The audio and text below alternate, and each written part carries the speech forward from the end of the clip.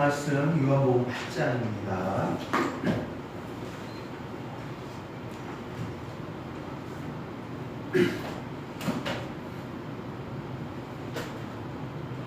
요한복음 8장 1절에서 11절입니다. 한 절씩 교독하도록 하겠습니다. 요한복음 8장 1절에서 11절입니다. 예수는 감람산으로 가시니라. 아침에 다시 성전으로 들어오시니 백성이 다 나오는지라 앉으사 그들을 가르치시더니 서기관들과 바리새인들이 음행 중에 잡힌 여자를 끌고 와서 가운데 세우고 예수께 말하되 선생이여 이 여자가 가늠하다가 현장에서 잡혔나이다. 모세는 율법에 이러한 여자를 돌로 치라 명하였거니와 선생은 어떻게 말하겠나이까. 그들이 이렇게 말하면 고발할 증거를 얻고자 하여 예수를 시험함이로라. 예수께서 몸을 굽히사 손가락으로 땅에 쓰시니 그들이 묻기를 맞이 아니하는지라. 일어나 이르시되 너희 중에 죄 없는 자가 먼저 돌로 치라 하시고 다시 몸을 굽혀 손가락으로 땅에 쓰시니 그들이 이 말씀을 듣고 양심의 가책을 느껴 어른으로 시작하여 젊은이까지 하나씩 나가고 오직 예수와 그 가운데에 서는 여자만 남았더라. 예수께서 일어나사 여자 외에 아무도 없는 것을 보시고 이르시되 여자여 너를 고발하는 그들이 어디 있느냐. 너를 정죄한 자가 없느냐. 마지막 다 같이 읽겠습니다. 대답하되 주여 없나이다. 예수께서 이르시되 나도 너를 정죄하지 아니하노니 가서 자신은 죄를 범하지 말라 하시니라. 아멘. 사랑으로 둘러싼 공의입니다. 제목으로 같이 하는 말씀을 나누겠습니다. 오늘 우리가 읽은 이 사건은 아마 많이 알고 계신 이야기일 겁니다. 소위 말하는 이제 가늠하다 잡힌 여인에 대한 예수님의 태도를 볼 수가 있습니다. 예수님께서 이제 사람들을 둘러싸서 같이 가르친다고 얘기하고 있죠. 사람들이 많이 앉아있을 때 사람들이 예수님이 사람들을 향해 이제 막 얘기하는, 가르쳤겠죠. 그러자 어떤 사람들이, 서기관과 바리새인들이 예수님을 골탕먹으려고, 뭔가 이렇게 속이려고 이제 이 가늠하다 잡힌 여자를 데리고 옵니다. 그리고 그 여자를 모세 율법에 따지면 돌로 쳐서 죽이려고 했는데 예수님 어떻게 할까요? 라고 질문합니다. 아마 예수님께서는 늘 사랑 뭐 이런 이야기를 하니까는 거기에 대해서 아마 반감을 가지고 이런 걸 한 것 같은데, 여기에 대해서 예수님께서 특별한 행동을 하시죠. 오늘 성경에서는 자세하게 이야기하고 하지 않지만 이 이야기를 듣고 예수님께서 이제 몸을 굽히사 손가락으로 땅에 쓰신다. 그러니까는 이 이야기를 듣고 앉아가지고 손가락으로 땅에다 뭐 이렇게 뭘 썼다라는 거예요. 글자를 막 썼다라는 것입니다. 그러면서 이야기하시기를 너희들 중에 죄 없는 자가 먼저 돌로 치라라고 이야기를 합니다. 그리고 또 앉아가지고 또 뭐 손가락으로 또 이렇게 뭐 땅에다 뭐 이렇게 썼다고 오늘 성경은 이야기를 합니다. 그리고 그 말을 듣고 양심의 가책을 느껴서 사람들이 다 떠나갔다. 그리고 마지막에는 예수님과 그 이제 가늠하다 잡힌 여자 둘만 남게 되는 사건이 오늘 우리가 읽은 본문의 내용입니다. 이것을 통해서 우리가 기억해야 될 것은 예수님의 태도를 우리가 보면서 예수님이 어떻게 행동하시는지, 예수님의 행동을 두 가지로 좀 나눠서 우리가 생각해 봤으면 좋겠어요. 첫 번째로는 가늠하다 잡힌 여인에 대한 태도와, 가늠하다 잡힌 여인의 태도와, 또 하나는 가늠하다 잡힌 여인 주변에 있는 사람들. 무슨 말인지 아시겠어요? 이제 사람들이 막 구경하러 올 거 아니에요. 그러면서 막 이제 가늠하다 잡힐 때 돌을 쳐 죽여야지 해서 돌 잡고 이제 던질 준비를 하고 있었던 주변에 있는 많은 사람들. 이 사람들에 대한 태도. 예수님이 이 둘에 대한 태도를 우리가 한번 좀 살펴보았으면 좋겠습니다. 결론부터 말씀드리자면 이 가늠하다 잡힌 여인에 대한 태도나 또 이 여인 주변에 있는 사람들에 대한 태도나 예수님은 다 동일한 태도를 보였다라는 겁니다. 동일한 태도. 오늘 말씀의 제목이 사람으로 둘러싼 공의라고 말씀드렸는데, 바로 사람으로 공의를 행하시는 태도를 보인다는 거예요. 사람으로 공의. 다른 말로 얘기하면 사람으로 정의를 행한다는 것입니다. 자, 가늠하다 잡힌 여인에 대해서 봅시다. 예수님께서는 이 가늠하다 잡힌 여인에 대해 돌로 쳐야 되는 게 공의예요.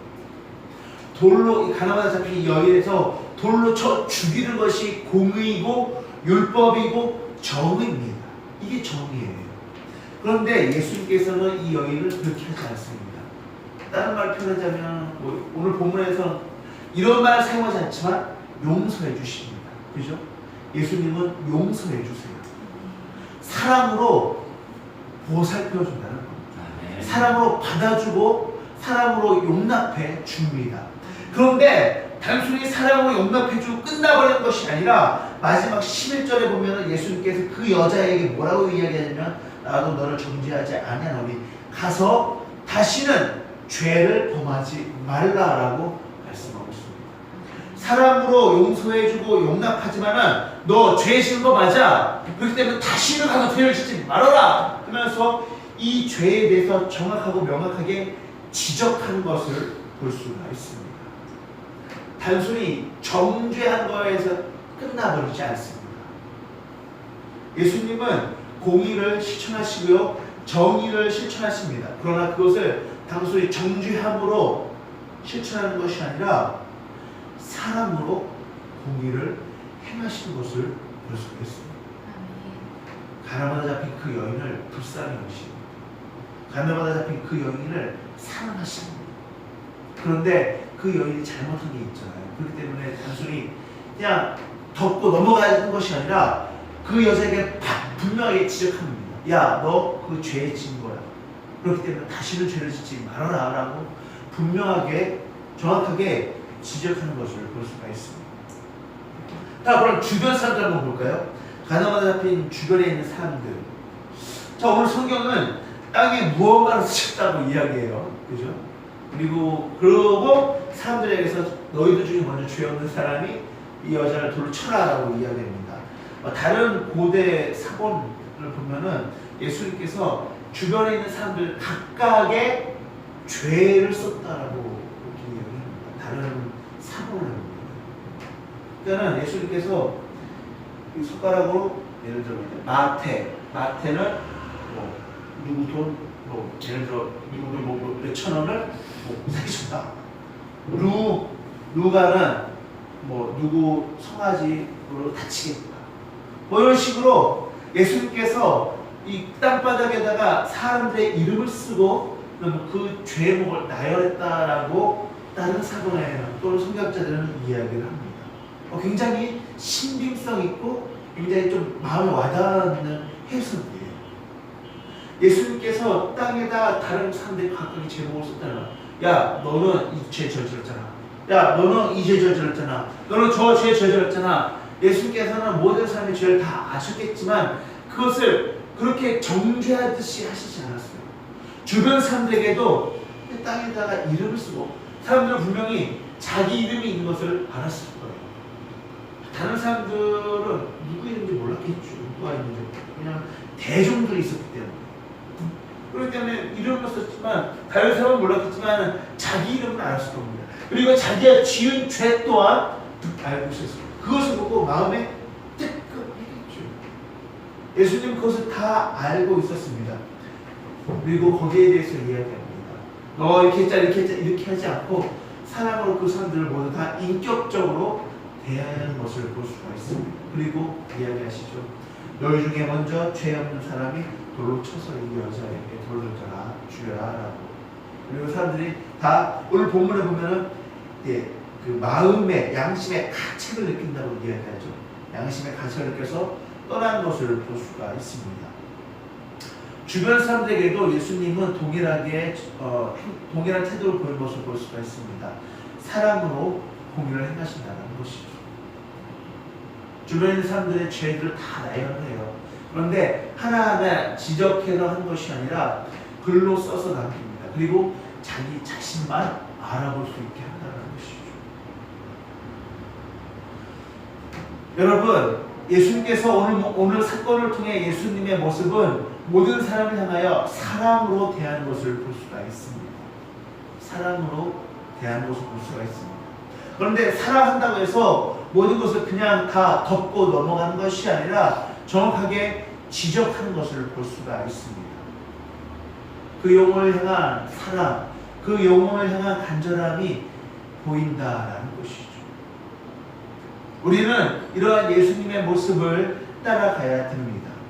그런데 교회 안에 만연되어 있는 문제 중에 하나가 있습니다. 그것은 무엇이냐? 바로 은혜롭게 하자라는 말입니다. 은혜롭게 하자는 말. 은혜롭게 넘어갑시다. 은혜롭게 합시다. 이런 말을 교회 안에서 굉장히 많이 합니다. 좋은 말이에요. 저는 은혜롭게 하자는 말 굉장히 찬성하고 좋은 말입니다. 그러나 이 은혜롭게 하자는 말이 굉장히 왜곡되어서 오용되어 왔습니다. 왜곡되어서 오용되어 왔습니다. 교회 안에 문제가 생기고 그 문제가 제기되면은 은혜를 빙자하여 덮고 넘어가려고만 합니다. 그렇죠. 사랑이란 말로 그냥 넘어가자고 합니다. 우리 은혜롭게 합시다. 은혜롭게 합시다. 그냥.